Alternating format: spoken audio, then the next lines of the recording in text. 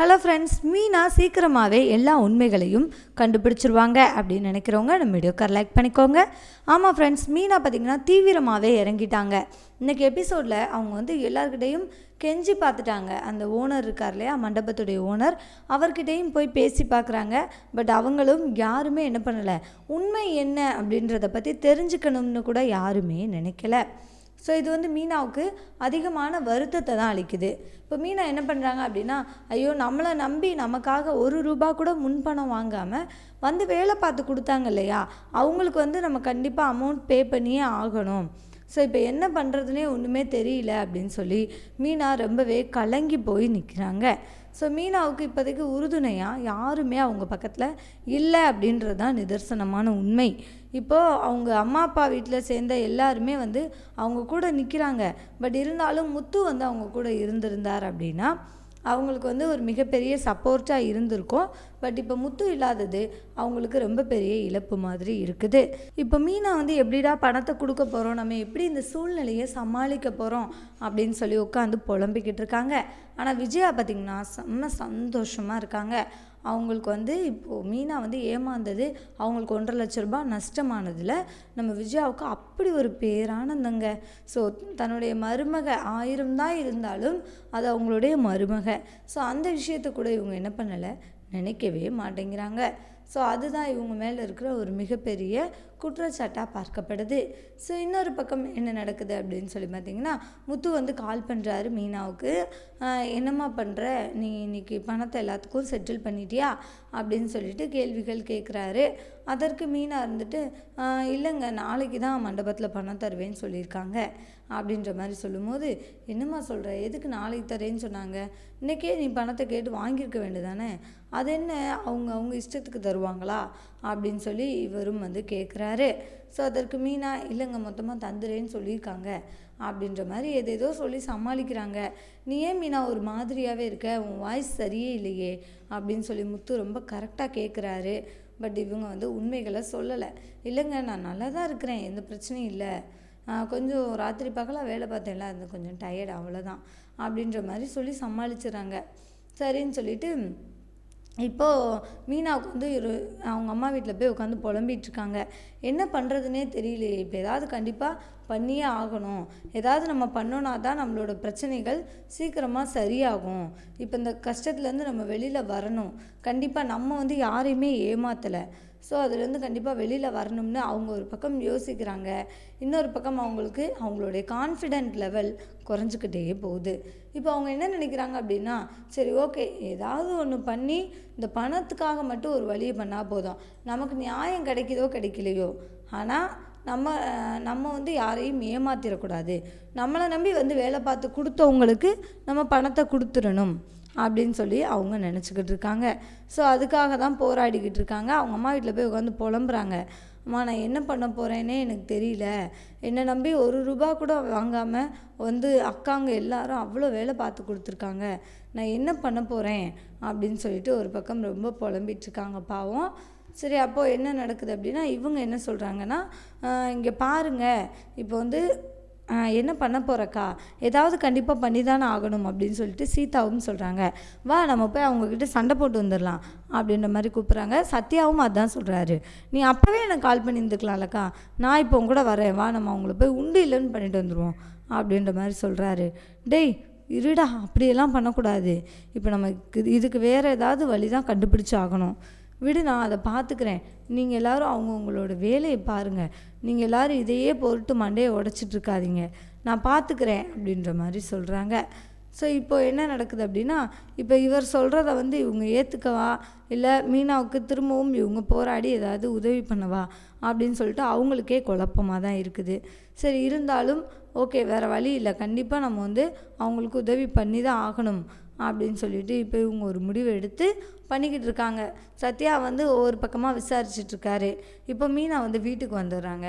வீட்டுக்கு வந்த உடனே அண்ணாமலை வந்து வர்றாரு. அப்போ அதற்கு முன்னாடியே நம்ம விஜயா வந்து மீனா கிட்ட வம்பு பண்ணிகிட்ருக்காங்க. ஏய், இங்கே பாரு, நீ என்ன எத்தனை மணிக்கு வர்ற, இத்தனை மணிக்கு வந்து நீ எப்போ சாப்பாடு செஞ்சு நாங்களாம் எப்போ சாப்பிட்றது அப்படின்ற மாதிரி கேட்கும்போது, அத்தை இருங்க, மாமா இன்னும் கொஞ்சம் நேரத்தில் வந்துடுவார், அவருக்கு பசிக்குமே தான் நான் சமைக்கிறதுக்காக வந்தேன் அதே டைமில் நான் உங்களுக்கும் சமைச்சு முடிச்சிருவேன், நீங்கள் சாப்பிட்டுக்கோங்க அப்படின்ற மாதிரி சொல்லும்போது, ஏய் என்ன நீ அவருக்கு மட்டும்தான் சமைப்பியோ, எங்களுக்கெலாம் தனியாக சமைக்க மாட்டியோ, அவருக்கு சமைச்சது தான் நாங்கள் எல்லோரும் சாப்பிட்ணுமா அப்படி இப்படின்னு சொல்லிட்டு பேசுகிறாங்க. அத்தை எப்போவுமே எல்லாருக்கும் ஒரே சமையல் தானே பண்ணுவேன், ஏன் என்ன புதுசாக கேட்குறீங்க கேள்வியாகும் அப்படின்னு சொல்லி இவங்க சொல்லிடுறாங்க. ஸோ இப்போ இவங்களுக்கு என்ன பதில் சொல்கிறதுனே தெரியல. உடனே அவர் என்ன சொல்கிறாரு அப்படின்னா, அண்ணாமலை உள்ளே வந்துடுறாரு. வந்துட்டு என்னம்மா மீனா எங்கேம்மா போயிட்டு வந்தேன் அப்படின்ற மாதிரி கேட்கும்போது, காலையிலே கொஞ்சம் வேலை இருந்தது மாமா, நான் வெளியில் போயிட்டு வந்தேன் அப்படின்ற மாதிரி சொல்கிறாங்க. சரிம்மா அப்படின்னு சொல்லிட்டு, நீங்கள் எங்கே மாமா இந்நேரத்துலேயே போயிட்டு வரீங்க அப்படின்ற மாதிரி கேட்குறாங்க. இல்லைம்மா எனக்கும் கொஞ்சம் வேலை இருந்தது, அந்த வேலையை தான் பார்க்குறதுக்காக போயிருந்தேன் அப்படின்ற மாதிரி இவர் சொன்னோன்னே, சரி ஓகே அப்படின்னு சொல்லிட்டு ஒரு கவரை வந்து கொடுக்குறாரு. இந்தாம்மா அப்படின்ற மாதிரி கொடுக்குறாரு. என்னது மாமா இது அப்படின்ற மாதிரி சொல்லும்போது, ப்ரெட்டு தாம்மா, வேறு ஒன்றும் இல்லை. முந்தா நாள் வந்து ஒரு கடையில் போய் நான் டீ சாப்பிட்டேன். அப்போது அந்த கடைக்காரங்கிட்ட காசு கொடுத்தேன், மீதி வந்து அவன் என்கிட்ட ஒரு கிழிஞ்ச நோட்டை கொடுத்துட்டான். அந்த கிழிஞ்ச நோட்டை என்கிட்ட கொடுத்துட்டான்னு சொல்லி நான் பார்க்காம வாங்கி வச்சிட்டேன் பேக்கெட்டில். வீட்டுக்கு வந்ததுக்கு அப்புறம் தான் பார்த்தேன், திரும்ப கொண்டு போய் கொடுத்தேன். அதுக்கு அவன் என்ன சொல்லிட்டான், அந்த பணத்தை நாங்களாம் வாங்க மாட்டோம், அப்படியெல்லாம் வந்துட்டு எங்கள் கம்பெனியில் வந்து ரூல்ஸ் கிடையாது, எங்கள் கடையில் நாங்கள் அப்படியெல்லாம் வாங்க முடியாது, இதை எடுத்துகிட்டு போங்கன்னு சொல்லி என்னை அனுப்பி விட்டுட்டான். அதனால தான் என்னால் என்ன பண்ணுறதுனே தெரியாமல் நான் வீட்டுக்கு வந்து என்ன பண்ணேன், நான் திரும்ப அந்த காசை ஒட்டி அதே காசையே கொண்டு போய் அவங்கிட்டே கொடுத்துட்டு வந்துட்டேன் அப்படின்ற மாதிரி சொல்கிறாரு. அதில் கொடுத்து தான் அந்த பொருளை வாங்கிட்டு மிச்ச காசை வாங்கிட்டு வந்துட்டேன் அப்படின்ற மாதிரி சொன்னோன்னே, என்ன நீங்களும் அப்படி பண்ணீங்க அப்படின்னு சொல்லி விஜயா கேட்குறாங்க. ஆமாம், நம்மளை ஏமாத்துறவங்கக்கிட்ட நம்மளும் ஏமாற்றி தானே பிழைக்க முடியும், அவங்கக்கிட்டேயும் நம்ம போய் நியாயமாக நடந்துட்டு இருந்தோம் அப்படின்னா இங்கே நம்ம பிழைப்பு என்ன ஆகிறது அப்படின்னு சொல்லிட்டு அண்ணாமலை வெளிப்படையாகவே சொல்லிடுறாரு. ஸோ இப்போ மீனாவுக்கு ஒரு விஷயம் புரியுது. ஆமாம் மாமா, கண்டிப்பாக நம்மளை ஏமாத்துறவங்கள நம்ம சும்மா விடக்கூடாது, அவங்களே நம்ம ஏமாற்றி தான் காரியத்தை சாதிக்க முடியும் அப்படின்ற விஷயத்த இப்போ மீனாவுக்கு புரிஞ்சிருச்சு. ஸோ இப்போ மீனா என்ன நினைக்கிறாங்க அப்படின்னா, இப்போ எப்படியாவது நம்ம அவங்கள ஏமாற்றியாவது என்ன பண்ணிடணும், நம்ம மேலே தப்பு இல்லை, நம்ம இன்னசென்ட் அப்படின்றத புரிய வச்சிடணும் அப்படின்னு சொல்லி இப்போது மீனா வந்து ஒரு பிளான் பண்ணுறாங்க. நேராக அவங்க அம்மா வீட்டுக்கு போகிறாங்க. மாமா நான் ஒரு வேலையாக வெளியில் போக வேண்டியது இருக்குது, சமைச்சதுக்கப்புறம் நான் போயிட்டு வந்துடுறேன் அப்படின்னு சொல்லிட்டு அவங்க அம்மா வீட்டுக்கு கிளம்பி போகிறாங்க. போய் அக்கா என்னக்கா நீ ஏதாவது யோசிச்சியாக்கா, எப்படியாவது கண்டிப்பாக உண்மையை கண்டுபிடிக்கணும்னு யோசிச்சியா அப்படின்ற மாதிரி கேட்குறாங்க. அப்போது நம்ம இந்த இன்ஸ்பெக்டரை வேணால் போய் பார்த்துட்டு வரலாமா அப்படின்ற மாதிரி கேள்விகள் வரும்போது, ஓகே அப்போ நம்ம இன்ஸ்பெக்டர்கிட்ட வேணால் போய் பேசிட்டு வரலாம், அவர் நமக்கு நல்லா தெரிஞ்சவர் தான், அவரோட ஒய்ஃபும் நமக்கு நல்லா தெரிஞ்சவங்க தான், ஸோ நமக்கு ஹெல்ப் பண்ணுறதுக்கு வாய்ப்பு இருக்குது அப்படின்னு சொல்லிட்டு இப்போ நேராக அந்த இன்ஸ்பெக்டர் வீட்டுக்கு போகிறாங்க. அவர் வந்து அந்த டாக்குமெண்ட்டை படித்து பார்க்குறாரு. என்னம்மா நீ டாக்குமெண்ட் சைன் பண்ணும்போது மேலே கேப் இருக்கான்னு பார்க்க வேண்டாமா, என்னம்மா இப்படி பண்ணிட்டியே அப்படின்னு சொல்லி அவர் வந்து அட்வைஸாக தான் பேசுகிறாரு. நீயும் உன் புருஷனும் எல்லாமே நல்லதுக்காக நல்லது நினச்சி தான் பண்ணுறீங்க, ஆனால் அது உங்களுக்கு பிரச்சனையாக வந்து முடியுதே அப்படின்னு சொல்லி அவரே ரொம்ப வருத்தப்படுறாரு. ஆனால் நீங்களே வந்து இப்படி கைப்பட எழுதி கையெழுத்து போட்டு கொடுத்த மாதிரி இருக்குமா, ஸோ இதில் வந்து நமக்கனால் கண்டிப்பாக இதில் வச்சு ஒன்றுமே வில்லங்கம் பண்ணவே முடியாது, இது வில்லங்கத்திலே வராது, ஆனால் நமக்கு வந்து வேறு வழிகள் தான் இருக்குது அப்படின்னு சொல்லும்போது, என்ன வழி சார், நீங்கள் எந்த வழியாக இருந்தாலும் சொல்லுங்கள், நான் தப்பு பண்ணலன்னு நிரூபிக்கிறதுக்காக நான் எந்த எல்லைக்கு வேணாலும் போவேன் அப்படின்னு சொல்லி மீனா சொல்கிறாங்க. அதற்கு அவர் என்ன சொல்கிறார் அப்படின்னா, இங்கே பாருங்கம்மா, நீங்கள் அந்த பணத்தை எடுக்கவே இல்லை அப்படின்றதுக்கு, உங்களுக்கு வாங்கவே இல்லைன்றதுக்கு ஒரு ப்ரூஃப் மட்டும் இருந்தால் போதும், ஏதாவது ஆதாரம் வேணும் கண்டிப்பாக, அது நம்பகத்தன்மையாக உள்ள ஆதாரமாக இருக்கணும், அப்படி இருந்துச்சு அப்படின்னா கண்டிப்பாக அக்செப்ட் பண்ணிக்கலாம், உங்களோட பிரச்சனைகள் எல்லாமே சரியாயிரும் அப்படின்னு சொல்லி இவங்க சொல்லிடுறாங்க. ஸோ இப்போ என்ன பண்ணுறது அப்படின்னு சொல்லி யோசிக்கும் போது, சரி ஓகே இப்போ வந்து நம்ம கண்டிப்பாக ப்ரூஃப்னு ஒன்று தேடி தான் ஆகணும், இப்போ என்ன பண்ணுவோம், கண்டிப்பாக முதல்ல போய் ப்ரூஃபை தேடுவோம் அப்படின்னு சொல்லிட்டு இப்போ மீனா வந்து என்ன பண்ணுறாங்க அப்படின்னா, ஸ்ருதியை கூட்டிகிட்டு வராங்க. ஸ்ருதியை கூட்டிகிட்டு வந்து, ஸ்ருதி இங்கே பாருங்கள், எனக்கு வந்து நீங்கள் ஒரு பெரிய உதவி பண்ணணும் அப்படின்னு சொல்லி மீனா ரொம்பவே பொறுமையாக கேட்குறாங்க. என்ன மீனா நீங்கள் இப்படி உதவின்னெல்லாம் கேட்டு பெரிய வார்த்தையாக்குறீங்க, நான் நீங்கள் என்ன கேட்டாலும் நான் வந்து கண்டிப்பாக செய்வேன், உங்களுக்கு என்ன பண்ணணும்னு சொல்லுங்கள் அப்படின்ற மாதிரி அவர் வந்து திரும்ப திரும்ப கேட்குறாங்க. கேட்டதுக்கு அவங்க என்ன சொல்கிறாங்க அப்படின்னா, அவங்க ஏமாந்த கதையெல்லாம் சொல்கிறாங்க.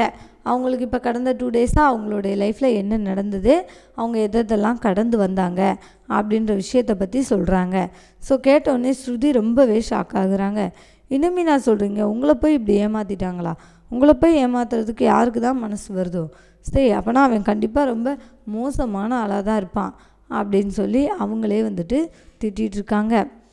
விடுங்க ரோஹிணி, விடுங்க ஸ்ருதி, இப்போ அவங்க யாருன்னு கண்டுபிடிக்க வேண்டிய நேரம் தான்.